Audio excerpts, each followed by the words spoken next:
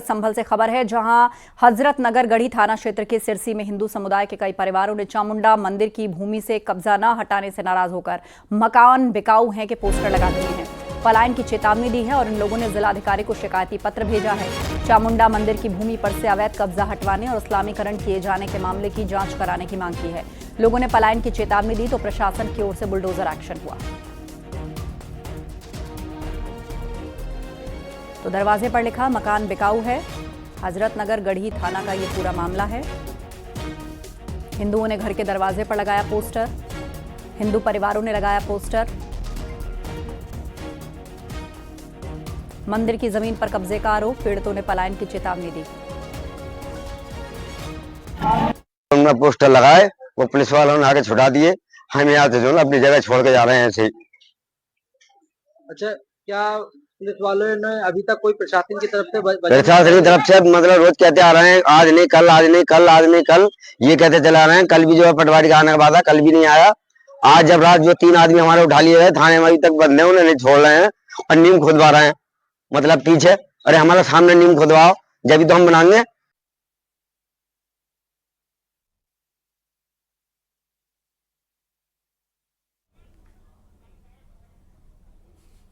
तो पोस्टर लगाकर पलायन की चेतावनी दी गई है।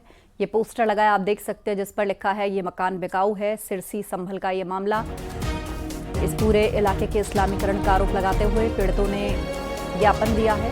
हजरत नगर गढ़ी थाने का ये पूरा मामला है। सुनील कुमार से इस पर अपडेट लेते हैं। सुनील, विस्तार से बताइए पूरा मामला। मैं आपको बता दूं कि संभल के जनपद के हजरत नगर गढ़ी थाना के सिरसी कस्बे का मामला है। दरअसल में संभल में बहुत सारी जगह ऐसी हैं जहां पर हिंदू अल्पसंख्यक हैं। कहीं 15-20 की आबादी है हिंदुओं की, तो 80% मुस्लिम है।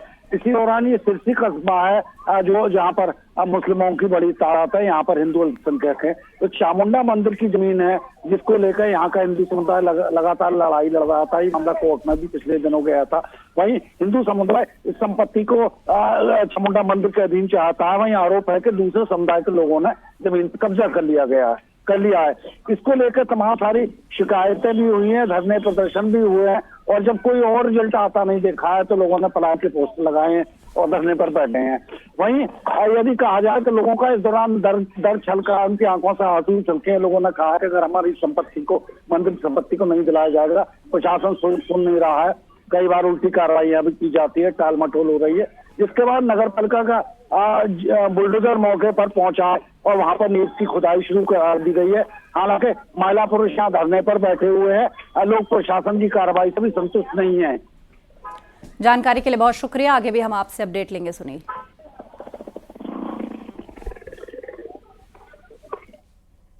यूपी विधानसभा में डिप्टी सीएम ब्रजेश पाठक के एक बयान पर जमकर हंगामा हुआ। सपा विधायक समरपाल सिंह के एक सवाल पर डिप्टी सीएम ब्रजेश पाठक ने पूछा, नेताजी मुलायम सिंह का सम्मान तो बहुत किया, सपा वाले नेताजी की हर बात मानते हो, क्या वो बात भी मानेंगे कि लड़कों से गलती हो जाती है? इसके बाद विधानसभा में सपा विधायकों ने जोरदार हंगामा किया। सतीश महाना ने मामले को शांत कराने की कोशिश की और कहा कि हर बात को नेगेटिव मत लीजिए। इस दौरान नेता प्रतिपक्ष माता प्रसाद पांडे खड़े हो गए और उन्होंने कहा, नेताजी सम्मानित व्यक्ति रहे हैं, उनके लिए इस तरह की बात नहीं की जानी चाहिए। मंत्री जी ने जानबूझकर ऐसा बोला कि विवाद हो जाए। अच्छा, नेताजी का सम्मान तो बहुत किया आपने, अभी चर्चा किया कि नहीं किया? नेताजी की सब कही बात मानते हैं ना? मानते हैं ना? बोलो मानते हैं? वो वाली भी मानोगे? लड़कों से गलती हो जाती। शेरमान खान नहीं, वो विषय नहीं, वो विषय नहीं है। मैंने उस विषय का संज्ञान नहीं लिया। पुरानी बातें, ये माननीय मंत्री जी जब बोलते हैं तो ऐसी भाषा बोलते हैं कि व्यवधान पैदा हो जाए। अब वो बातों को यहाँ क्या उठा, कौन बड़ी बात थी जो ये सब कहने के लिए? और मुलायम सिंह जी सम्मानित रहे हैं, मुख्यमंत्री रहे हैं, आपकी सरकार ने उनको सम्मानित भी किया है। ये सब क्या आप ऐसी बातें बोलते आते हैं? महाकुंभ का आज 43वां दिन है। महाकुंभ में स्नान के लिए श्रद्धालुओं का सैलाब उमड़ रहा है। सुबह 10 बजे तक 54,99,000 श्रद्धालुओं ने स्नान किया। महाकुंभ में पवित्र स्नान का महारिकॉर्ड बन चुका है। रविवार को 1.5 करोड़ से ज्यादा लोगों ने डुबकी लगाई और अब तक 62 करोड़ से ज्यादा लोगों ने महाकुंभ में स्नान किया है। महाकुंभ दुनिया का सबसे बड़ा आयोजन बन चुका है और उसमें कल वीकेंड की वजह से भारी भीड़ देखी गई।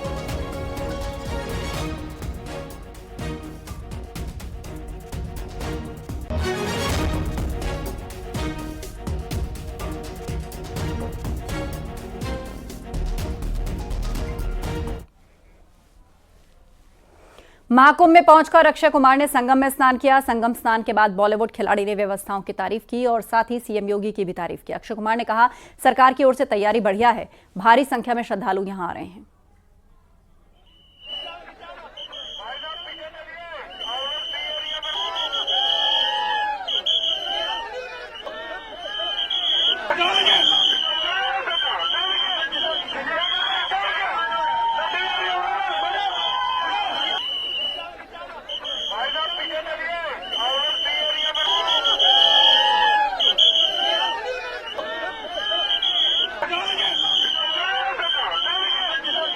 बहुत अच्छी तरह मतलब हम यहाँ के सीएम साहब योगी साहब का बहुत बहुत धन्यवाद करते हैं कि इतना अच्छा इंतजाम कर रखा है। मुझे अभी भी याद है 2019 में जब पिछला कुंभ हुआ था तो लोग गठरी लेके आते थे। अब तो इस वक्त तो सब बड़े बड़े लोग आ रहे हैं, अंबानी आ रहे हैं, अडानी आ रहे हैं, बड़े बड़े एक्टर आ रहे हैं, सब आ रहे हैं। पीएम मोदी के बयान का वीएचपी के संयुक्त महामंत्री सुरेंद्र जैन ने समर्थन किया है। सुरेंद्र जैन ने कहा कि कुंभ के आयोजन और रामलला की प्राण प्रतिष्ठा समारोह ने देश को एकजुट किया, लेकिन विभाजन की कोशिश करने वाले सफल नहीं हो पाएंगे। हमारे साथ बातचीत करने के लिए विश्व हिंदू परिषद के केंद्रीय संयुक्त महामंत्री डॉक्टर सुरेंद्र जैन जी। सर, प्रधानमंत्री का कल एक बड़ा बयान सामने आया। उन्होंने कहा कि कुछ लोग जो हैं इस देश की धर्म, आस्था, कहीं ना कहीं संस्कारों को तोड़ने की कोशिश करते हैं, इसको बांटने की कोशिश करते हैं। कुछ राजनेता जो हैं लगातार ये काम करते जा रहे हैं। आजादी के बाद से एक बड़ा वर्ग राजनेताओं का ऐसा है जो विभाजन की राजनीति बड़े आराम से कर रहा था, सुविधा के साथ कर रहा था।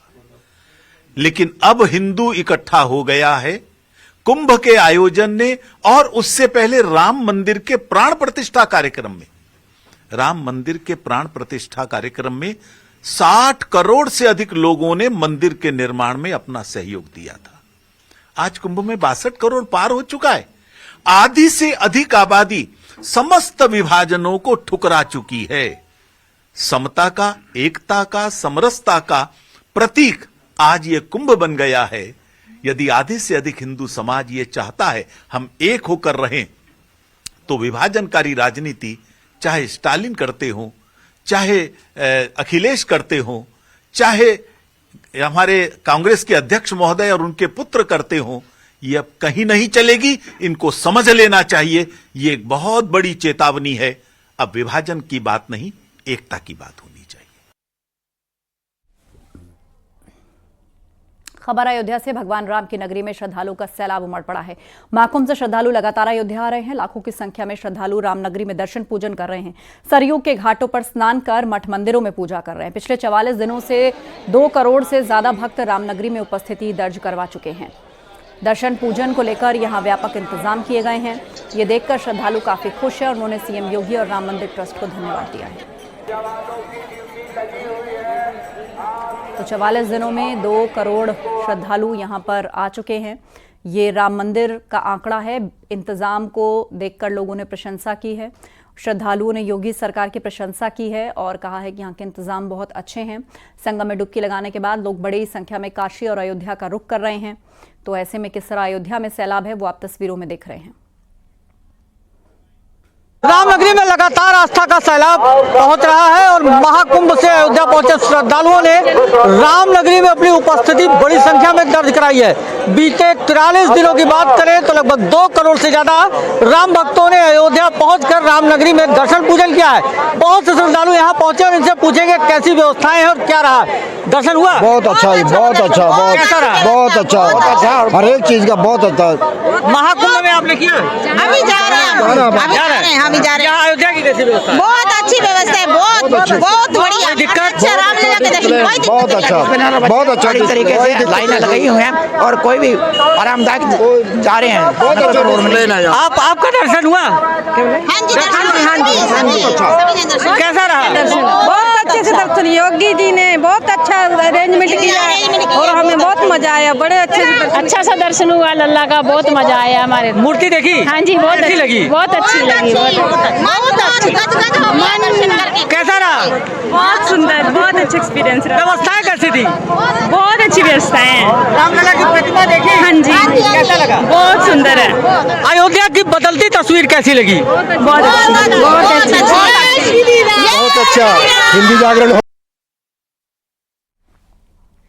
वाराणसी में हर रोज लाखों श्रद्धालु पहुंच रहे हैं और 26 तारीख को महाशिवरात्रि भी पड़ रही है। अनुमान लगाया जा रहा है कि महाशिवरात्रि के दिन करीब 15 लाख से ज्यादा श्रद्धालु बाबा विश्वनाथ के दर्शन करेंगे। ऐसे में श्रद्धालुओं को कोई परेशानी ना हो, इसके लिए विश्वनाथ धाम ट्रस्ट ने एडवाइजरी जारी की है और उसके तहत 3 दिनों तक विशिष्ट दर्शन या किसी तरह के सुलभ दर्शन पर रोक रहेगी।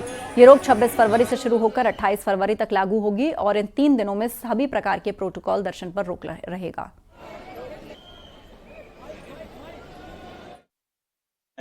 जो नागा सन्यासियों के शोभा यात्रा निकलती है, अखाड़ों की शोभा यात्रा निकलती है, इसके कारण गेट नंबर 4 सामान्य जन के लिए उपलब्ध नहीं हो पाएगा काफी देर तक और इसके परिणाम स्वरूप जो समय रहेगा वह घट गया है, दर्शनार्थियों की संख्या बढ़ गई है।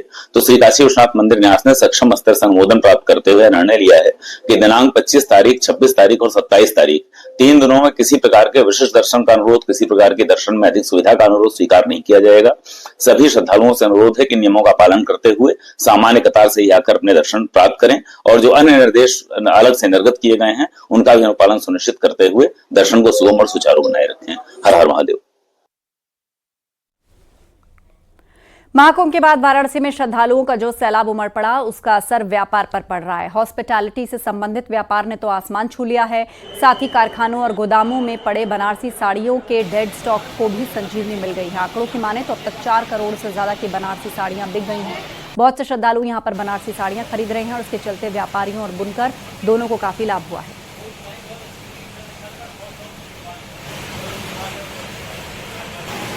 कम से कम नहीं तो मैं समझता हूँ 3 से 4 करोड़ रुपए का माल जो रखा हुआ था वो ये ठेला पे लगा के, छोटी दुकानें लगा के लोगों ने बेचा।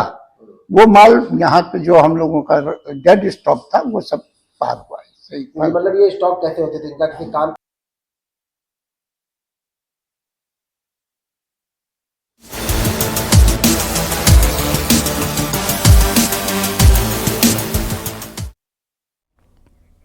लखनऊ में यूपी बोर्ड की पहली पाली की परीक्षा खत्म हो गई। लखनऊ के 127 केंद्रों पर एग्जाम हुआ। परीक्षा को देकर आए परीक्षार्थियों की मिली-जुली प्रतिक्रिया देखने को मिली।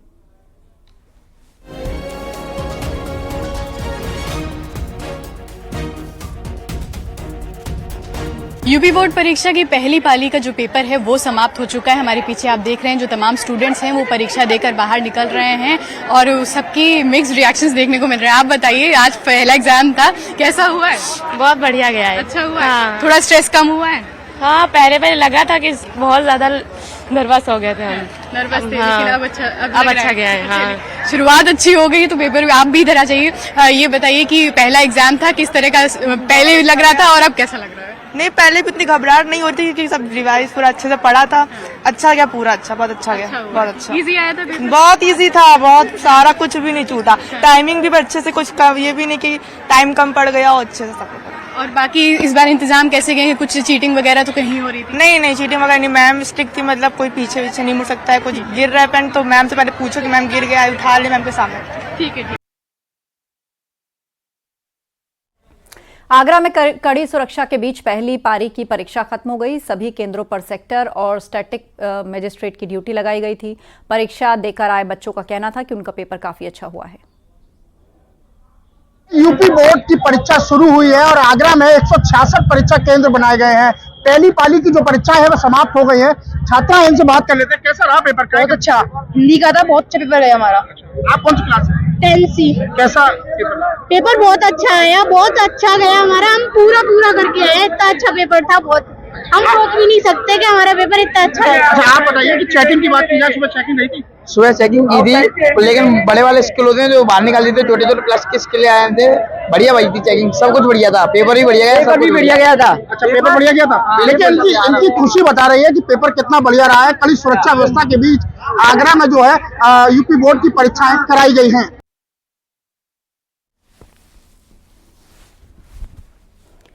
और खबर मेरठ से है। यूपी बोर्ड की पहली पाली की परीक्षा खत्म हुई है और उसमें 10वीं के छात्रों का हिंदी का आज एग्जाम था। मेरठ में परीक्षा के लिए 102 केंद्र बनाए गए। कुछ बच्चों से ये बताओ, एग्जाम कैसा हुआ? जी बहुत बढ़िया। कैसा आया? जी बहुत सिंपल था जी।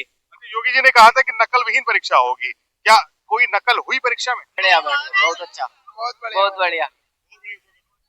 ये इसके अलावा और क्या चाहते हो सरकार से? सरकार अच्छे बच्चों के लिए जो परीक्षा दे के आगे जाना चाहते हैं उनके लिए सरकार ऐसा क्या कर दे? ऐसा कर दे जो सबकी नौकरी लग जा।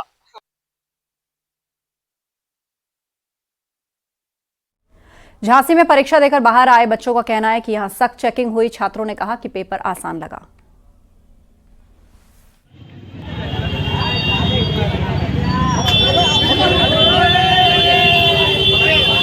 आज पहला दिन था परीक्षा का और हाई स्कूल का पेपर पूरा हो गया है। अब पेपर देकर के निकले जो परीक्षार्थी उनसे बात करते हैं, कैसा पेपर हुआ? बता भाई, कैसा पेपर हुआ? क्या जो पढ़ा वही आया? जी जो पढ़ा था वही आया है और यूपी बोर्ड सरकार काफी अच्छी है। इतना भी आसान पेपर था कि कोई भी अगर पढ़ के आएगा तो वो पेपर कर सकता था। जब आप कक्षा में गए पेपर देने, जब आ रहे हैं सुबह, जब कक्षा में गए, जब पेपर खुला तो क्या चल रहा था? उसमें मेरे माइंड में चल रहा था कि मैं बहुत तेज लिखूं। पेपर बहुत अच्छा था। भारत यूपी बोर्ड वाले बहुत अच्छे पेपर बनाए थे इस साल के। भाई किस तरह की चेकिंग व्यवस्था थी अंदर, कैसे चेकिंग की? चेकिंग बहुत ही सख्त था, कोई भी किसी चीज का नकल नहीं ले जा सकता था। यहाँ पे चेकिंग व्यवस्था बहुत ही टाइट था। तो आप जब कक्षा में पहुंचे, पेपर खुला, लिखना शुरू किया तो कितने प्रश्न पत्र आपको आ रहे थे? मुझे 2 प्रश्न छोड़ के बाकी सब आ रहा था। क्या कहोगे? यही कहेंगे कि आगे के लिए अच्छा हो। बताओ बेटा, हाँ कैसा पेपर आया? बहुत बढ़िया, जो लर्न करा था वही आया। कानपुर में एग्जाम देकर लौटे परीक्षार्थियों के चेहरे पर खुशी दिखी। उनका कहना है कि उनकी परीक्षा बहुत अच्छी हुई है। यूपी बोर्ड की परीक्षाएं की शुरुआत आज से हो चुकी है। पहली पाली में हाई स्कूल और दूसरी पाली में 12th की, और आज पहला दिन था। बच्चों के चेहरों की खुशी दे सकते हैं क्योंकि उन्होंने पेपर दे दिया है। मैम, किस चीज का पेपर था आपका? हिंदी का। कैसा रहा पेपर? अच्छा। टफ था कि इजी था? इजी था। इजी था। कैसा रहा? अच्छा रहा। जितना पढ़ा उतने में आया कि नहीं? हाँ, कुछ नहीं आया था। अच्छा आया था। चलिए सर, आप आगे आ जाइए। सर, कैसा रहा पेपर आज? अच्छा रहा। क्या क्या टफ था, इजी था, कैसा रहा? इजी था, टफ कुछ नहीं था ज्यादा। टफ नहीं। क्या चीज ज्यादा थी इसमें? काफी अच्छा था, बढ़िया था सब। सर, कैसा रहा पेपर आपका? मेरा अच्छा रहेगा। बहुत अच्छा गया। पेपर बहुत बढ़िया बनाया था, जिसने बनाया बढ़िया सेट बनाया। बहुत बढ़िया सेट बनाया। टाइम थोड़ा सा कम है, बस इसी चीज की दिक्कत है। पेपर बहुत अच्छा था, जो याद किया था उसी से आया ज्यादा था। जो पढ़ा था वही में आया? Yes sir. अच्छा, आपको लगता नहीं कि जल्दी आपकी टाइमली पेपर्स हो रहे हैं? जल्दी सब अच्छे से पेपर्स हो रहे हैं? अच्छे से हो रहे हैं पेपर। अच्छा, कब लास्ट पेपर है आप लोगों का? लास्ट पेपर 11 तारीख को सोशल साइंस का। अच्छा सर, आप बताइए कैसा रहा पेपर? बढ़िया गया। बढ़िया गया। सर, आप? अब बढ़िया ही गया। क्या जितना पढ़ा उतना आया कि नहीं? हाँ, उतना आया, लेकिन टाइमिंग थोड़ा कम है, लेकिन नहीं पाता जल्दी। सर, आप बताइए। बहुत अच्छा गया सर, टाइमिंग बढ़िया है, पूरा किया है पेपर। आप देख सकते हैं जहाँ तक कैमरे की नजर जा रही है, ये सबसे बड़ा सेंटर है रामलला इंटर कॉलेज। यहाँ लगभग 27 स्कूल्स के बच्चे यहाँ पहुंचे हैं और ऐसे में जिन्होंने आज हाई स्कूल का पेपर दे रहा है उनके चेहरे पे खुशी देखने को मिल रही है। उन्होंने कहा जो हमने तैयारी की पेपर वैसा ही। कुछ ने कहा पेपर्स अच्छे सेट किए गए, कुछ ने कहा कि इस बार अच्छा पेपर आया। यानी जिन्होंने आज पहली पारी में परीक्षा दी वो प्रसन्न मुद्रा में दिखे। विजय आशीष पांडे के साथ अमित गंजू, न्यूज़ 18 कानपुर।